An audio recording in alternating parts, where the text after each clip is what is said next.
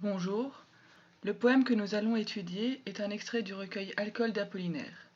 Il s'agit de Cortège, un long poème dans lequel le poète, comme Orphée, est capable d'animer au son de son chant les êtres qui défilent devant lui, et comme Orphée aussi, éprouve le besoin de regarder vers l'arrière. Finalement, ce poème semble dire quelque chose non pas de ce que fait la poésie sur les autres, mais de ce que fait la poésie sur le poète lui-même. Un jour, je m'attendais moi-même.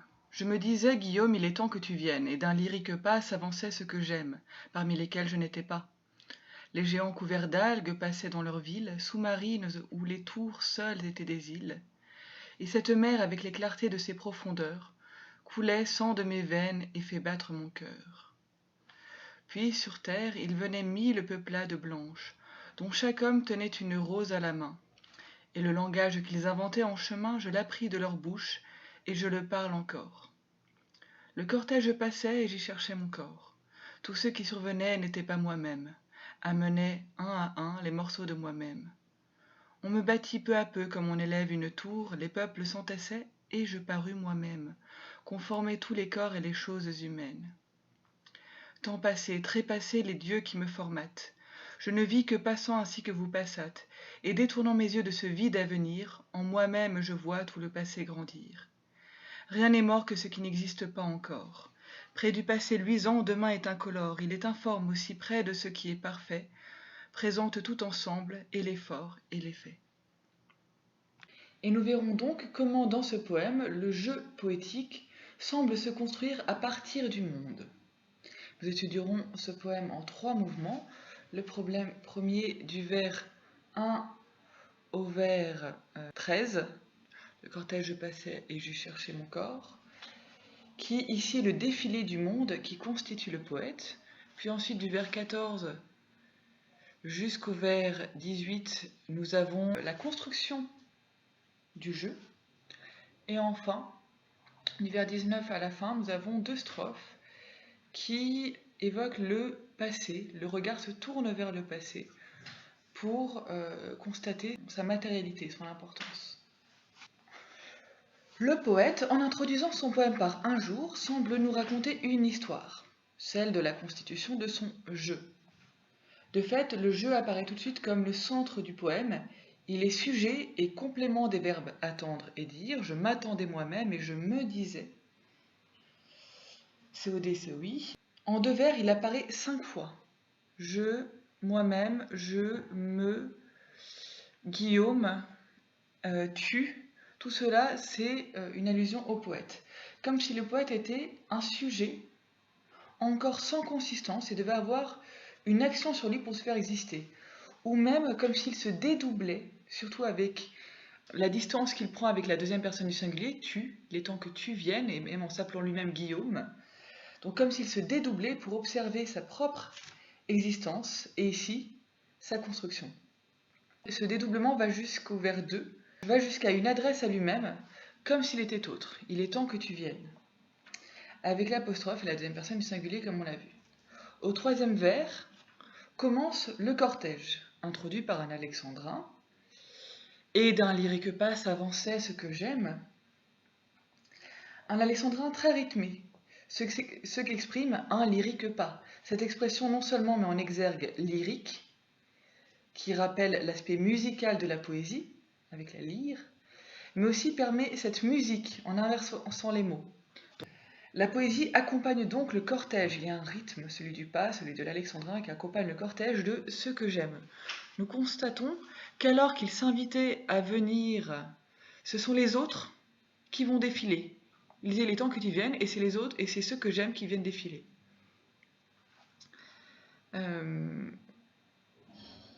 Et leur caractéristique est d'être aimé d'Apollinaire. D'ailleurs, le vers suivant, avec la négation totale, parmi lesquelles je n'étais pas, insiste sur l'absence du poète. Nous avons ensuite la présentation de ces personnes, ou être aimés. Les premiers, les géants couverts d'algues, évoquent l'univers merveilleux, mais ils passent dans des villes qui, quoique sous-marines, n'en évoquent pas moins la modernité. Nous avons donc un mélange de tradition et de modernité qui correspond bien à l'univers poétique d'Apollinaire. Par la suite, le poète développe la mer de ces géants, mise en avant grâce au démonstratif 7.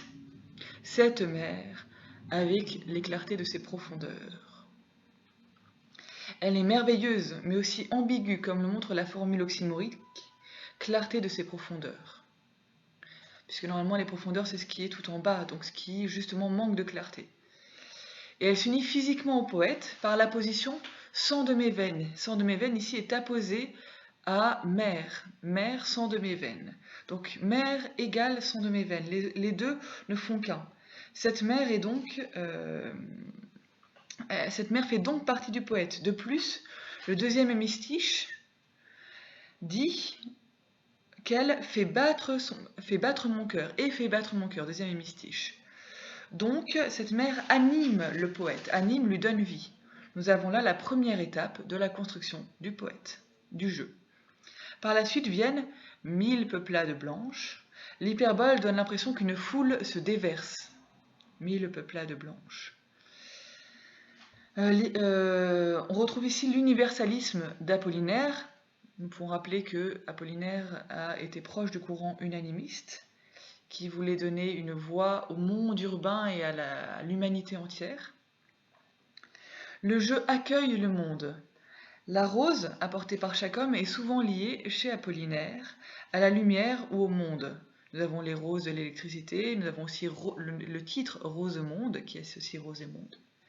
C'est donc un symbole d'espoir pour le monde. Nous pouvons ensuite remarquer l'importance du langage. Le jeu ne sera pas seulement composé de sang et du cœur qui le font vivre, mais de mots transmis. Et le langage qu'ils inventaient en chemin, je l'appris de leur bouche et je le parle encore. Ainsi, nous voyons que le non-langage est placé en exergue, début du vers, au début du vers 11, alors que le verbe, dont il est l'objet, est bien plus loin, puisque le langage est l'objet du verbe apprendre.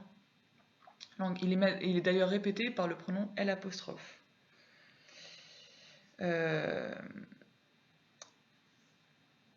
Ainsi est soulignée l'importance des mots, de la parole, puisque le langage, en étant très loin de son verbe, en étant mis en exergue, donc mis au début, se présente comme ce qui est au départ, à l'origine.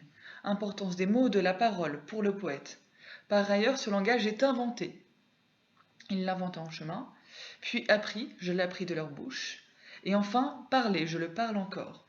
Nous voyons là le mouvement de transmission qui fait passer l'objet d'une personne à l'autre et ainsi tisse des liens unis. C'est d'ailleurs ainsi que le poète est uni aux 1000 peuplades blanches par la communion dans la langue. Enfin, après ce défilé, apparaît un jeu immobile, puisque les deux hémistiches opposent le passage du cortège, le cortège passait, et l'action statique du jeu, et j'y cherchais mon corps, qui lui cherche. Le cortège passe, lui tout seul cherche.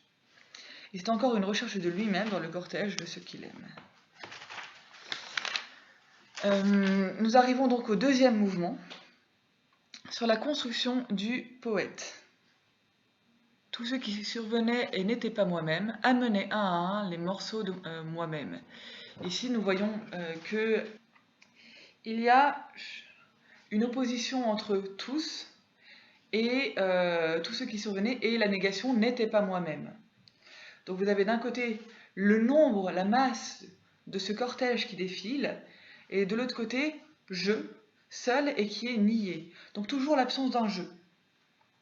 Mais qui est répété juste après, nous avons moi-même qui est à la fin de deux vers, le vers 14 et le vers 15, puisque en fait, au départ, il est nié, il est absent, et ensuite, il va être construit. Et ensuite, nous voyons même qu'au vers 17, nous avons à nouveau la rime en moi-même, puisqu'il paraît, je parus moi-même.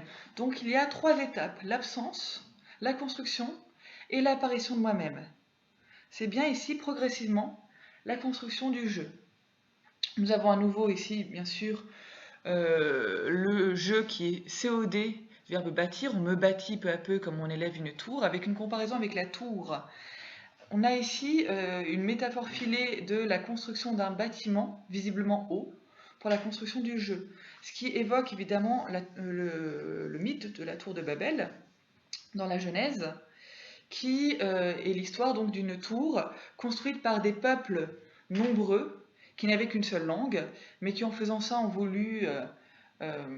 fait preuve d'excès, d'orgueil, et ce qui fait que Dieu les sanctionne par l'apparition de multiples langages. Donc on a ici à nouveau l'idée du langage qui revient dans cette image de la tour de Babel, mais surtout l'idée des peuples multiples, puisque la tour de Babel vient de l'union de peuples multiples. Et Apollinaire se présente comme issu de l'union de peuplades, de géants, de tout un univers, de tout un ensemble de personnes qui l'ont constitué, ceux qui l'aiment. Et d'ailleurs, nous voyons dans le vers 17, l'hémistiche en deux parties, les peuples s'entassaient et je parus moi-même. D'un côté, les peuples qui s'entassent, et de l'autre côté, l'apparition du je. Conformer tous les corps et les choses humaines. Conformer tous les corps et les choses humaines est une relative qui vient compléter moi-même. Donc moi-même est formé, complément circonstanciel de moyen, par tous les corps et les choses humaines. Donc c'est bien une construction universelle que celle du jeu. Il y a vraiment cette pensée unanimiste ici. Et nous arrivons au dernier mouvement, sur le regard vers le temps passé, le regard qui se tourne vers l'arrière. L'avant-dernière strophe insiste rapidement sur le passage du temps, comme le montre tout d'abord la polyptote autour du verbe passer, temps passé, trépassé, je ne vis que passant ainsi que vous passâtes. Cette polyptote insiste sur le passage du temps, et de fait, aussi bien le temps passe que les dieux qui formèrent Apollinaire, qui sont trépassés, et le jeu lui-même ne vit que passant. Donc il y a finalement un ensemble d'éléments qui montrent que tout passe. Et c'est ce passage du temps qui introduit une certaine mélancolie, une nostalgie. Le jeu s'est construit, mais le jeu est aussi en mouvement. Il va de l'avant, puisqu'il passe, mais il va aussi vers la mort, puisque cela aboutit à trépasser. Alors là, en l'occurrence, ce n'est pas le poète, ce sont les dieux. Trépasser les dieux qui me formatent. Mais derrière cette idée-là, il y a bien l'idée que Apollinaire, comme tous ceux qui l'ont formé, alors les dieux ici peuvent désigner tous ces peuples, tous ces êtres qui l'ont formé auparavant et qui ont construit la tour. Donc Apollinaire, tout comme ce passé qui le précède, va lui aussi devenir un jour passé. Nous voyons ici l'importance du passage, mais justement, l'importance de ce passage le pousse à détourner ses yeux de ce vide avenir. Donc il y a un mouvement inverse du regard qui quitte l'avenir, qui est présenté comme vide, et se retourne vers le passé. Je vois tout le passé grandir. On a une opposition entre vide à venir et passé grandir, qui en plus sont tous les deux à la rime. Le regard se tourne de ce qui est à l'avant et va vers l'arrière, c'est le mouvement d'Orphée qui regarde vers l'arrière. Et là, contrairement à Orphée qui voit un vide derrière lui, puisque Eurydice disparaît, Apollinaire, lui, voit le passé qui grandit, puisque plus le temps passe, plus le passé est important. Plus il y a d'années, plus il y a de personnes qui ont vécu, plus il y a d'expériences. Et c'est ce qu'il exprime dans la dernière strophe, rien n'est mort que ce qui n'existe pas encore. Ici, il y a plusieurs négations, mais en particulier une négation restrictive. Rien n'est mort que, est mort seulement ce qui n'existe pas encore. Donc, ici, il affirme que ce qui est mort, c'est ce qui n'a pas encore vécu, donc c'est l'avenir. C'est une affirmation assez paradoxale, puisque généralement, on considère que le passé est mort, mais au contraire, lui considère que le passé ayant une consistance, ayant une temporalité réelle, contenant des êtres qui ont eu une vie, le passé est plus vivant que l'avenir, qui n'a même pas encore d'existence. Et nous avons donc encore une opposition entre le passé luisant et demain incolore, entre informe et parfait. Et il explique ensuite pourquoi est-ce que le passé est parfait, parce qu'ici il présente tout ensemble, l'effort et l'effet. L'effort, c'est l'action pour faire, et l'effet, c'est ce qui a été fait. Et d'ailleurs, effort et effet sont dans le même hémistiche, donc ils sont ensemble, comme il l'a dit juste avant. Ainsi, nous pouvons affirmer que dans ce poème, nous assistons à la construction du jeu poétique qui, après s'être cherché, petit à petit se voit construit à travers tous les êtres qui forment son intériorité, tous les êtres passés aussi, ce qui aboutit à un regard vers l'arrière, à un regard vers le passé qui est justement ce qui forme le poète. Nous pouvons penser dans ce regard vers l'arrière à un autre poème d'Apollinaire dans Alcool, Cor de chasse, qui se situe lui plutôt vers la fin du recueil, dans lequel Apollinaire affirme « Je me retournerai souvent », assumant pleinement le regard vers l'arrière d'Orphée, puisque le passé est important dans la formation du poète lui-même, même si le poète dans d'autres poèmes est très tourné vers l'avenir.